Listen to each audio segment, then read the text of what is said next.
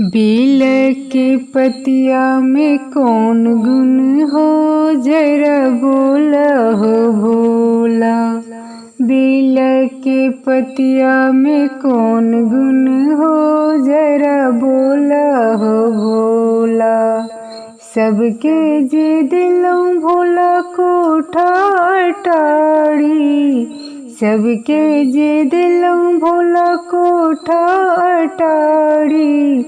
टुटली मरैया में कौन गुण हो, जरा बोला हो भोला। बेल के पतिया में कौन गुण हो, जरा बोला हो भोला। बेल के पतिया में कौन गुण हो, जरा बोला हो भोला।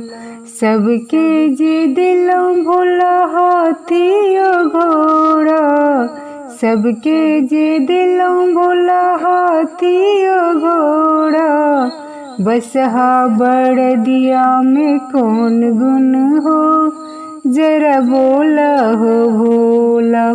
बसहा बड़दिया में कौन गुण हो, जरा बोला हो भोला।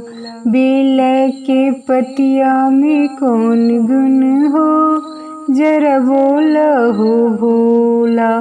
बेल के पतिया में कौन गुण हो, जरा बोला हो भोला।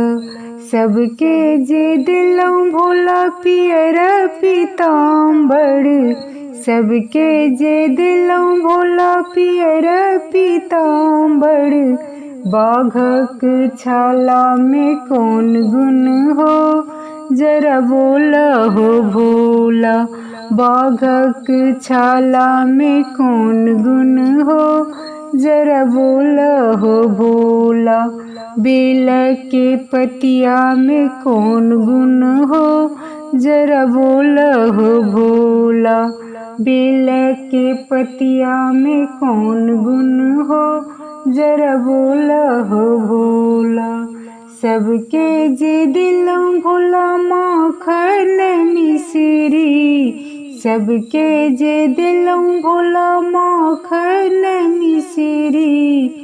भांगक गोला में कौन गुण हो, जरा बोला हो भोला। भांगक गोला में कौन गुण हो, जरा बोला हो भोला। बेल के पतिया में कौन गुण हो, जरा बोला हो भोला। बेल के पतिया में कौन गुण हो, जरा बोला हो भोला।